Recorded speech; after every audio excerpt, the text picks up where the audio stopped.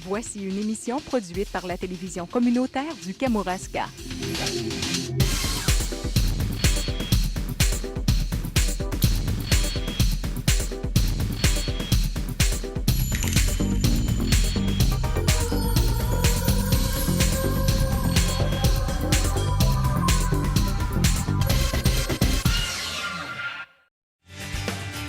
Saviez-vous que la meunerie de groupe Dinaco récupère les contenants de pesticides vides des agriculteurs?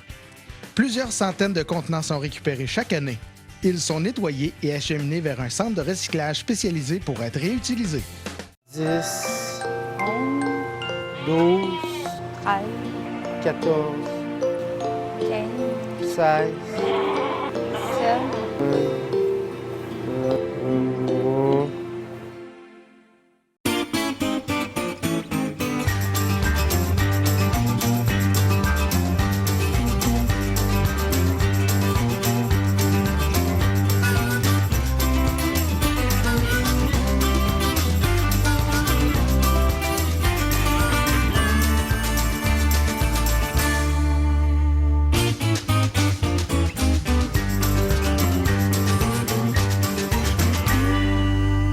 Pour avoir le pied ferme cette semaine, nous rencontrons deux agricultrices de la Côte-du-Sud. Nous parlerons de production ovine avec les moutons et de production caprine avec les chèvres. Lors de notre visite, nous allons faire le tagage d'un agneau et également le soin aux animaux du côté de la chèvre. Alors, restez des nôtres. Dans un instant, nous sommes les invités de Christine Pelletier-Proux et de Raymond Grenier. Bonne émission!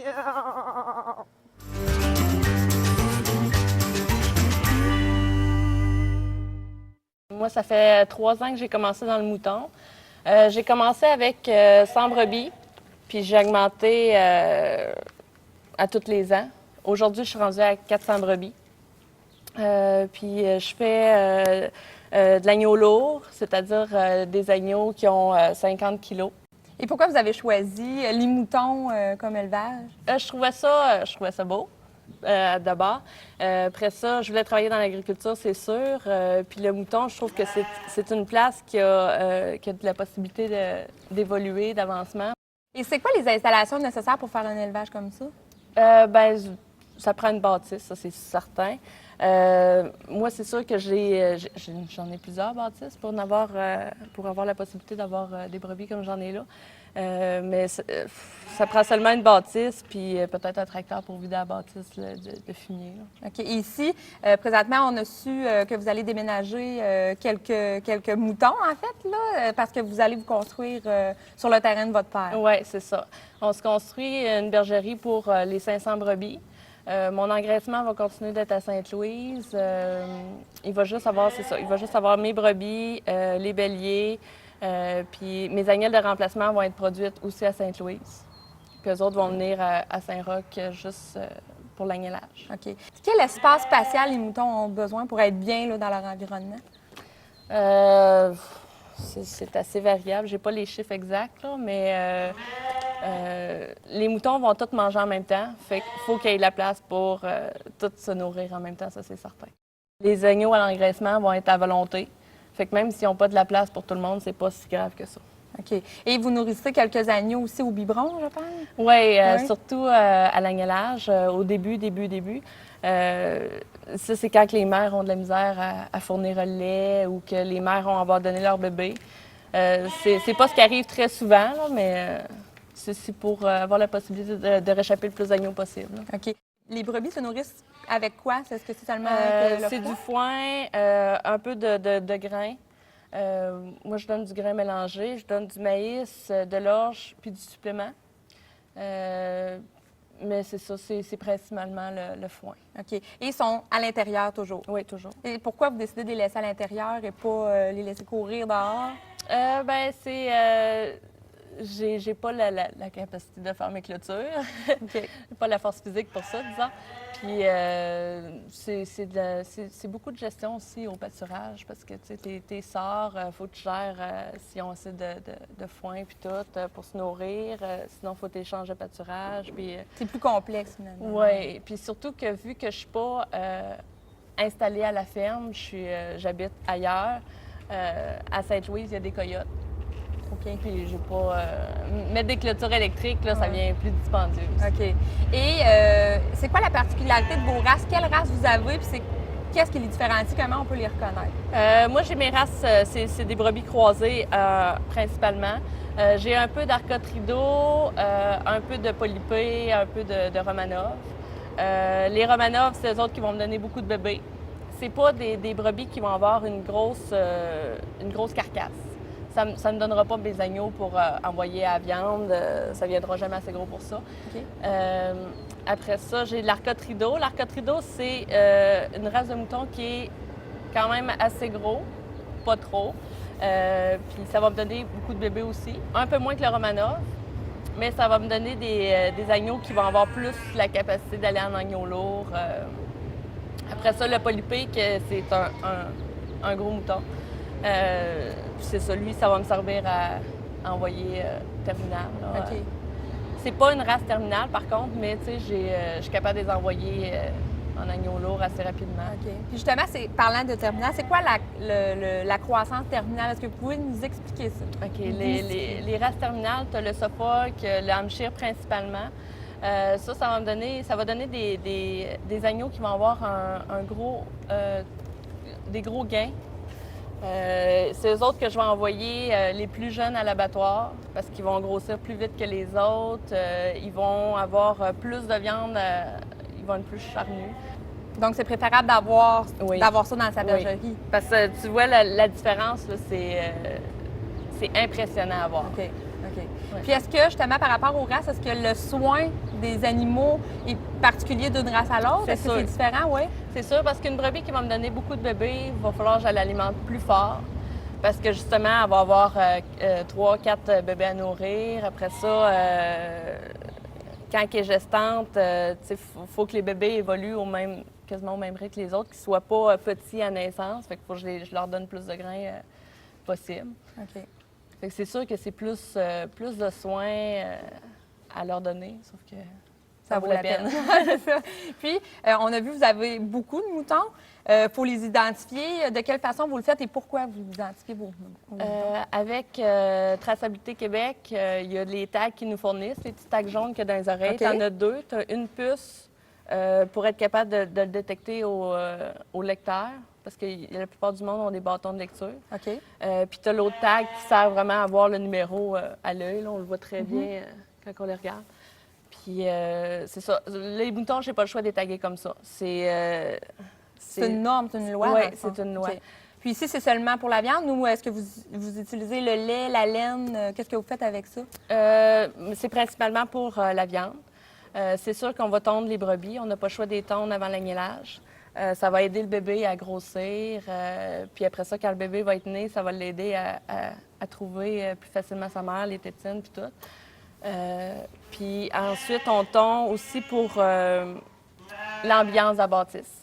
OK. Parce que quand tu tonds avant l'agnellage, la plupart du temps, c'est à l'hiver. Fait que tu tonds au mois de décembre à peu près. Fait que là, tu as moins d'humidité dans la bâtisse. Fait que là, les animaux vont être plus confortables. Puis normalement, avec ma nouvelle bâtisse qu'on va se construire, je pourrais pas marcher avec des hormones. OK. C'est sûr, je vais en utiliser encore un peu, ça va être normal.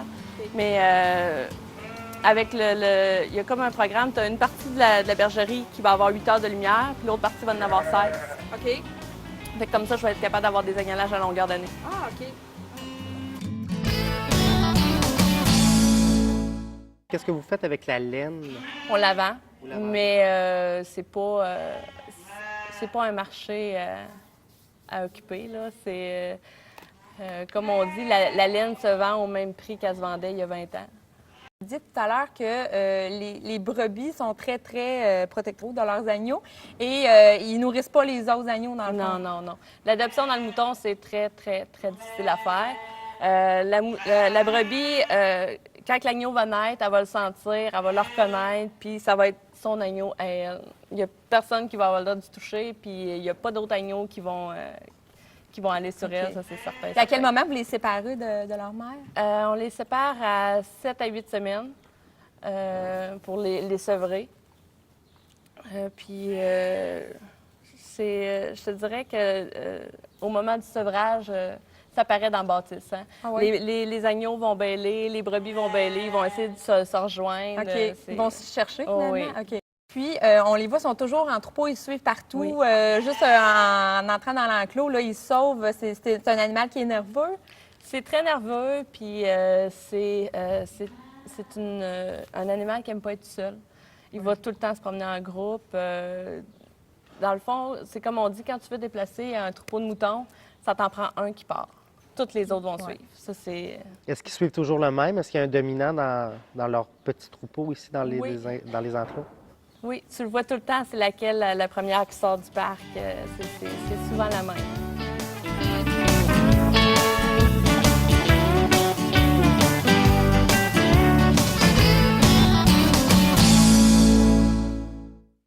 Le secteur des bioproduits industriels, nouvelle composante de la bio-industrie canadienne, est promis un brillant avenir.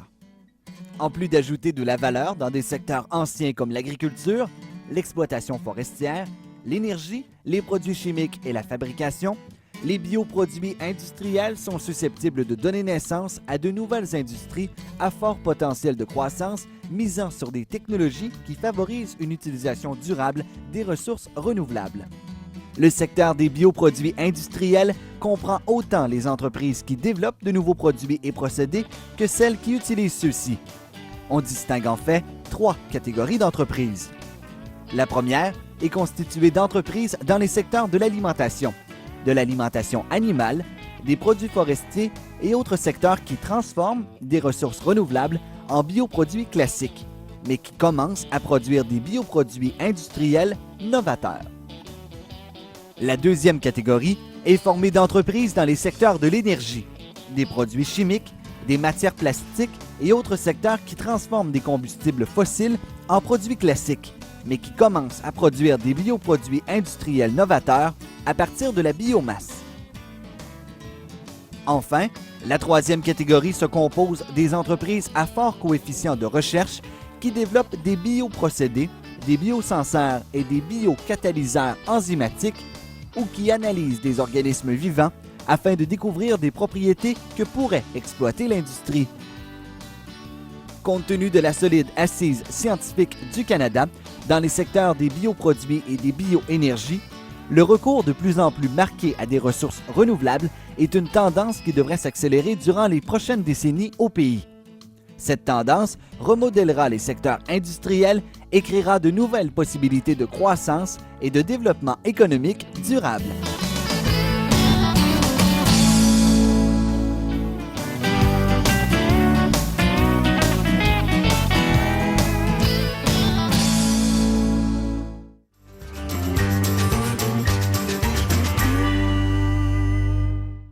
C'est une production sans sol, donc on a juste l'emplacement pour la ferme, mais tous nos intrants, notre moulée, puis les fourrages, on les achète de l'extérieur. Donc ça l'aide aussi aux producteurs de la région à écouler le surplus. Puis l'idée nous est venue parce que la chèvre c'est tellement beau. Puis c'est une production aussi que la demande est là dans le lait. Il n'y a pas beaucoup de producteurs dans la région. Vous êtes combien, à peu près? Nous, on fait partie du regroupement de chèvres pures. C'est une coopérative, il y a 22 membres. Mais ils ne sont pas situés juste au Bas-Saint-Laurent, il y en a aussi dans le centre du Québec. Okay. C'est un produit qui est en demande, puis c'est sûr que au Québec, les animaux, on peut en acheter seulement qu'au Québec parce que ils ne peuvent pas passer les frontières avec les crises des animaux, puis au niveau de la vache folle, ces choses-là, c'est plus contingenté. Donc, si on veut en avoir, c'est vraiment soit par insémination pour les reproducteurs ou bien on fait notre propre élevage. Et ici, dans votre chèvrerie, il y a combien de chèvres en tout? Bien, présentement, à la lactation, on a une centaine. Puis, on a la relève, là, 75 là, qui s'en viennent là, pour faire du lait d'automne, pour faire un revenu égal pas mal à l'année. Vous avez combien de races à peu près? Bien, ici, on a la Sanum, c'est la chèvre qui est toute blanche, puis on a l'Alpine, puis la Lamancha, puis on a un petit peu de Nubienne. Okay. Nous, en ayant différentes différentes races, c'est que c'est pour les composantes du lait. Parce qu'on est payé selon les composantes, le taux de gras, le taux de protéines. Puis, il va y avoir des races de chèvres qui vont tester plus en gras ou plus en protéines. Fait qu'en mélangeant, bien, ça nous permet d'avoir, de tester plus haut pour avoir des, comme on dit, des meilleurs pays de lait. OK. Et comment ça se passe vous avez un salon de traite? Oui. Comment ça se passe lorsque les chèvres arrivent de ce côté-là? C'est un système que mon mari a conçu pour qu'il s'attache. C'est un système un peu automatisé qui s'attache toute seule, une par une, pour faciliter un peu la manipulation des animaux. Okay. Parce que sinon, comme on dit, nous, on disait, si on est juste un, on peut faire la traite facilement. Les clos sont faits en conséquence pour ça, 21 par clos. Puis on amène un clos, il se place, puis après ça, on remplit un bord, puis après ça, on remplit l'autre bord. 21, c'est une dizaine de minutes. Non. Fait que toutes les chèvres, c'est environ 1 heure, 1 heure et quart. C'est juste que là, c'est un petit peu plus long, vu que avant ça, c'était juste ce côté-là qui était plus fonctionnel. Okay. Là, il a tout fallu certains clos les retransférer sur ce côté-ci. Vu que ça va plus vite, mon père, lui, il n'arrête pas de travail, il fait tirer tout le temps. Puis moi, j'amène les chèvres, j'ai place, puis ça va quasiment 2 fois plus vite encore. Et combien ça prend de temps faire la traite de tout le troupeau? Le troupeau, ça prend environ 1 heure et quart, 1 heure et demie. OK. Et ça fait combien de lait par jour, à peu près de litres? Bien, une chèvre adulte va faire un 3 litres par jour. Okay. Quand c'est des chevrettes qui sont à leur première lactation, eux autres, ils vont peut-être faire un 2 litres, 2 litres et demi. On a des normes au niveau de la qualité du lait. On est régi avec le MAPAC, le ministère de l'Agriculture. On ne peut pas faire n'importe quoi, n'importe comment. Il faut que ça soit propre, il faut que les installations et les animaux soient confortables. Si on va avoir un troupeau en santé, il faut que ça soit propre. Et comment se passe la reproduction? Est-ce que c'est une reproduction qui est naturelle? Oui, nous, présentement, on emploie la reproduction naturelle. C'est la chèvre, ça a une gestation de 5 mois. Puis, une chèvre adulte peut avoir de 2 à 3 bébés lors du chevrotage. Puis, comme on dit, ils ont quand même pas mal toutes seules. Des fois, on leur donne un petit peu d'aide, mais pas beaucoup. Oui, ça va bien. Est-ce que vous rencontrez des fois des petits inconvénients, des petits pépins avec un troupeau comme le vôtre? Bien, c'est surtout c'est des joueuses, des grandes joueuses de tour. Donc, c'est surtout ça, c'est qu'ils vont tester les barrières, s'ils sont capables de s'ouvrir, ils vont ouvrir les verrous. Comme on dit, c'est curieux, c'est capricieux.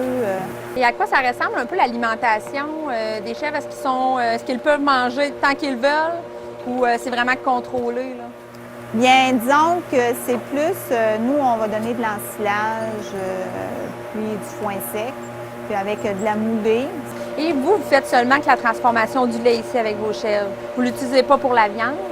Bien, nous, les chèvres qui sont, comme on dit, qui sont en santé, mais qui sont moins productives, si on peut dire, à ce moment-là, on va les envoyer pour la réforme, pour la viande. Est-ce qu'il y a des petites choses à laquelle, justement, que vous allez devoir faire face à cette technologie-là? Ou... Bien, qu'est-ce qui s'en vient, c'est que c'est au niveau de la traçabilité des animaux. Maintenant, dans le mouton, il y en a. Au niveau de la chèvre, ce n'est pas encore obligatoire, mais je sais qu'ils commencent à en parler un petit peu, qu'éventuellement, il va falloir que chaque animal soit identifié. C'est sûr qu'il faut toujours être à la fine pointe comme on dit, de l'évolution. C'est sûr qu'on essaie toujours d'améliorer avec l'insémination et tout ça pour améliorer les troupeaux. Je voulais savoir, moi, à propos du goût du lait, le lait de chèvre, qu'est-ce que ça goûte? Bien, c'est un goût qui est plus prononcé un petit peu que le lait de vache qu'on est habitué de boire, mais ça va dépendre aussi de la race de la chèvre. Il va y avoir des chèvres que la chèvre qui va se rapprocher plus le lait de vache, ça va être la Saanen, la chèvre blanche. Tandis qu'il va y avoir d'autres races que le lait est plus prononcé un petit peu. Et c'est les mêmes qualités, le lait de vache que le lait de chèvre en source de vitamines, soit Oui. de calcium, de... Oui, c'est les mêmes qualités, là, excepté que le lait de chèvre est un petit peu plus gras, il va doser un petit peu plus, mais ça se rejoint.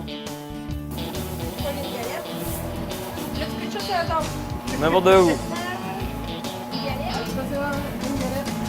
Une ou deux, après ça, t'as la pointe, t'as...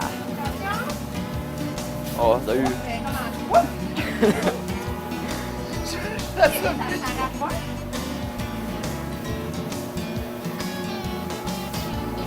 Oh, pas obligé de le faire. Eux autres pulent dessus, puis ça va tout ça. Ça dérange pas. Je te tiens par la barbichette, tu me tiens par la barbichette. Le premier qui rira aura une cafette.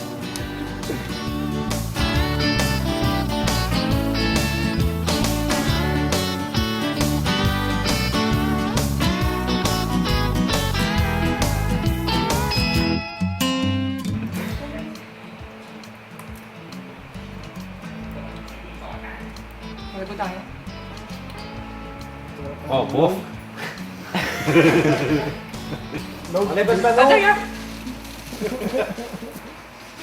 Et à long terme, qu'est-ce que vous voyez pour votre entreprise, votre production de chèvre? Bien, nous, à long terme, qu'est-ce qu'on vise, c'est de monter, comme on dit, de monter peut-être plus la génétique du troupeau pour pouvoir, comme on dit, là, on a toujours des choses à atteindre, puis après ça, c'est éventuellement peut-être là, qu'on puisse en vivre là, à temps plein. Là. On travaille, c'est sûr, parce qu'on aime ça, mais c'est sûr que quand tu sais que éventuellement tu as de la relève, bien, c'est sûr c'est plus intéressant de faire des investissements aussi. Là. Si tu veux avoir une réussite, je pense qu'il ne faut pas que tu comptes tes heures. Dans l'agriculture, c'est un peu ça, je pense que c'est un métier de passion. Tu ne peux pas compter tes heures. Viande rouge riche en protéines, l'agneau et le mouton constituent d'excellentes sources de plusieurs vitamines et minéraux. En effet, l'agneau et le mouton contiennent une quantité appréciable de zinc, de fer, de phosphore, de vitamine B2 et de vitamine B12, ce qui leur confère une bonne valeur nutritive.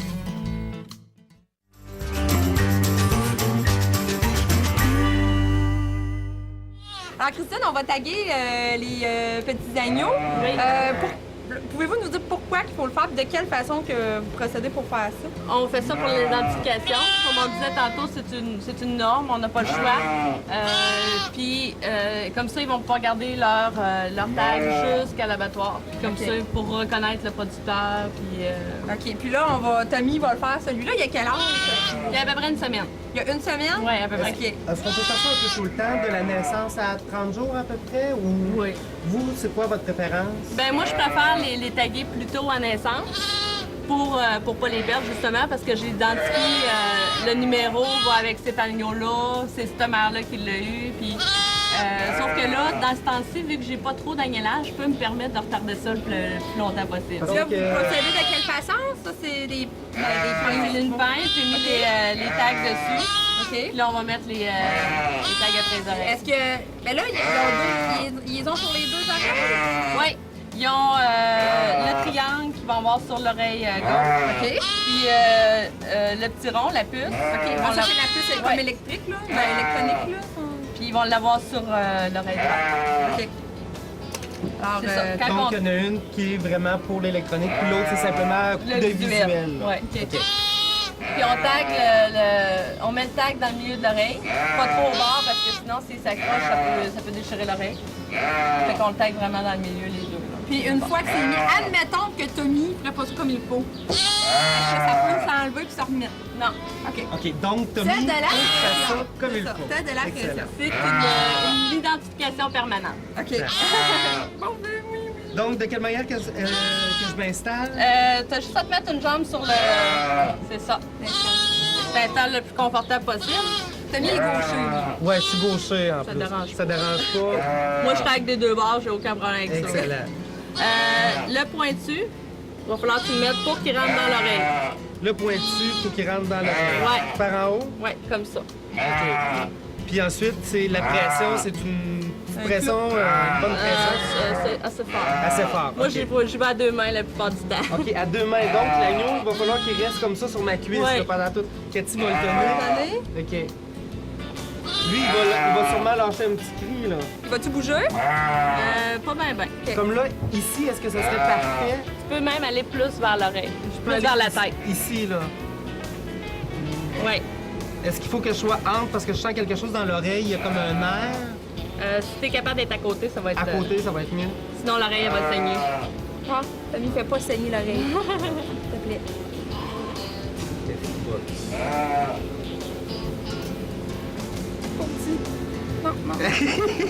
Oh, il a comme senti, là, hein? Tu veux que je le tienne? Ouais, tiens-le parce que... Je vais le mettre sur moi. Ah, puis tu le OK. prends. Moi, c'est une bonne idée. Moi, je vais avoir le contrôle de mes deux mains. T'as tes deux mains. De mes deux mains. Tu veux comme ça? C'est bon, ça. Là, je suis sur la bonne oreille, moi, non? Oui. OK. Ici, Je sais pas si je veux regarder, moi. ici, ça va? Oui. Parfait. Et ça s'enlève pas?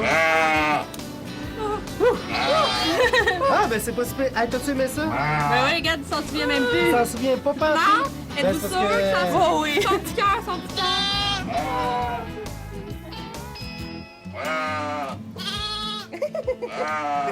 Il se répare, là? Ouais. Ben oui, c'est à toi.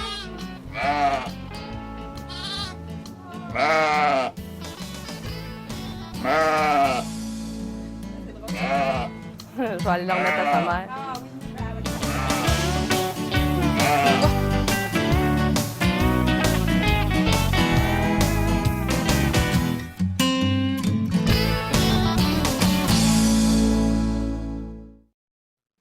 Voilà qui complète cette émission sur la production ovine et caprine. Si j'avais pas empêché Cathy, elle serait partie soit avec un mouton ou soit avec une chèvre.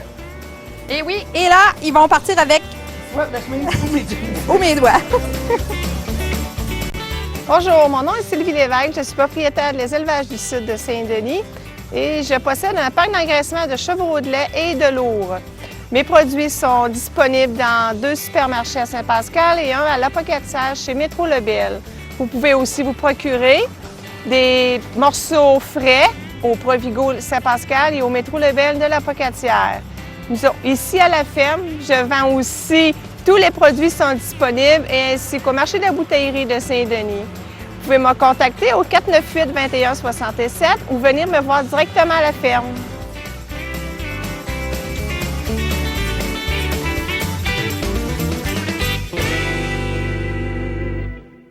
Saviez-vous que l'utilisation du GPS en agriculture permet d'appliquer les fertilisants, la chaux et les pesticides par zone de champ de manière très précise selon les besoins de la plante en limitant au maximum les pertes dans l'environnement?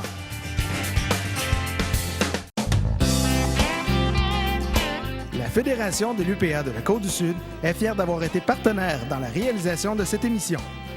Pour nous rejoindre, le 418-856-3044.